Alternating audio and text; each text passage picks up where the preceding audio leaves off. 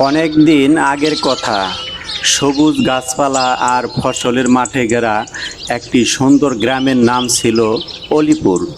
গ্রামের মানুষ ছিল খুবই সহজ সরল এবং পরোপকারী। কেউ বিপদে পড়লে সবাই একসাথে সাহায্যের জন্য ছুটে আসতো। গ্রামের পাশেই ছিল একটি ঘন জঙ্গল।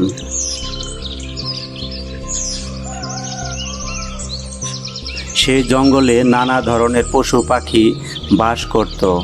মাঝে মাঝে গ্রামের লোকেরা জঙ্গল থেকে বন্য প্রাণীর ডাকও শুনতে পেত।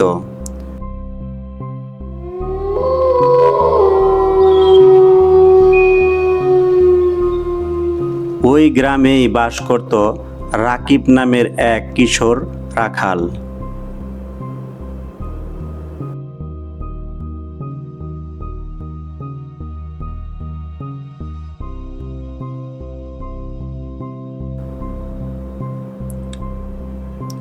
রাকিব প্রতিদিন গ্রামের কয়েকটি গরু নিয়ে জঙ্গলের পাশে ঘাসের মাঠে যেত।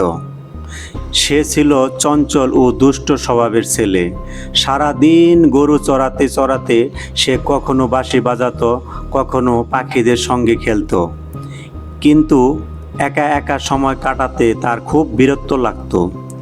একদিন গরুগুলো ঘাস খাচ্ছিল আর রাকিব একটি গাছের নিচে বসেছিল। হঠাৎ তার মাথায় একটি দুষ্ট বুদ্ধি এলো। রাকিব মনে মনে ভাবল, যদি গ্রামের মানুষদের একটু ভয় দেখাই তাহলে মজাই হবে। রাকিব এই চিন্তা করে হঠাৎ সে জোরে জোরে চিৎকার করতে শুরু করলো।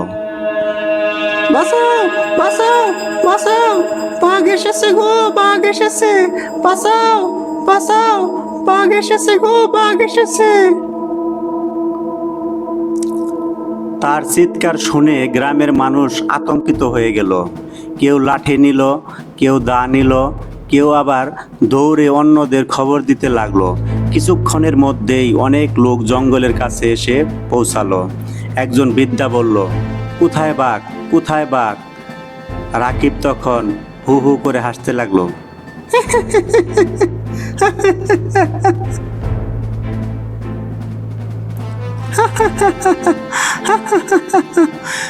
কোনো বাঘ আসেনি গো, আমি শুধু মজা করছিলাম।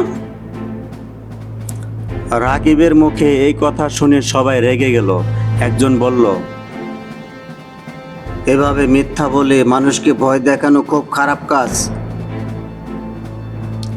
কিন্তু রাকিব তাদের কথা শুনে হাসতে লাগলো।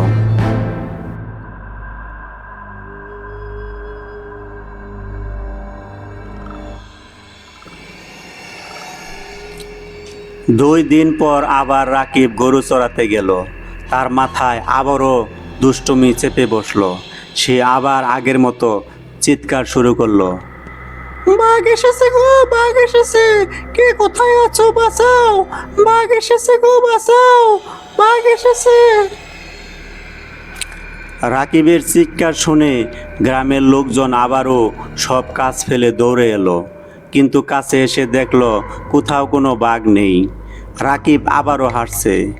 এবার গ্রামের মানুষ খুবই বিরক্ত হলো। গ্রামের প্রধান বললেন,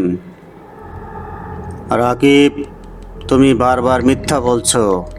একদিন সত্যি বিপদে পড়লে কেউ তোমাকে বিশ্বাস করবে না। রাকিব সেই কথার কোনো গুরুত্ব দিল না। সে মনে মনে ভাবল, আরেকটু মজা করলাম, এতে আবার কি হয়েছে।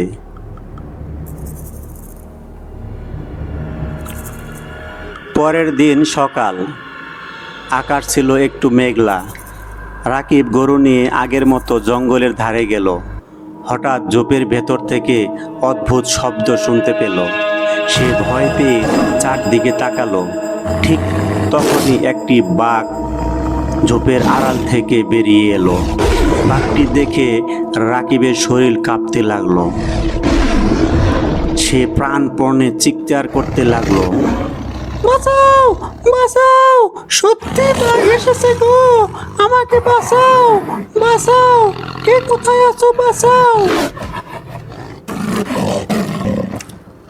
সে বারবার চিৎকার করলো, কিন্তু গ্রামের মানুষ তার কথা আর বিশ্বাস করলো না। সবাই ভাবলো, ও আবার মজা করছে। তাই কেউ সাহস করতে এলো না। রাকিব অনেক চেষ্টা করেও নিজেকে রক্ষা করতে পারল না। অবশেষে সে বাঘের আক্রমণের শিকার হলো। পরের দিন গ্রামের লোকেরা খবর পেয়ে জঙ্গলে গেল। তারা ঘটনাটি দেখে খুব দুঃখ পেল। গ্রামের প্রধান দীর্ঘশ্বাস ফেলে বললেন, আমরা যদি জানতাম সে সত্যি বলছে তাহলে অবশ্যই সাহায্য করতে আসতাম। মিথ্যা কথা মানুষের বিশ্বাস নষ্ট করে দেয়। একবার বিশ্বাস হারালে তা ফিরে পাওয়া খুব কঠিন। সেদিন থেকে অলিপুর গ্রামের সবাই একটি বড় শিক্ষা পেল।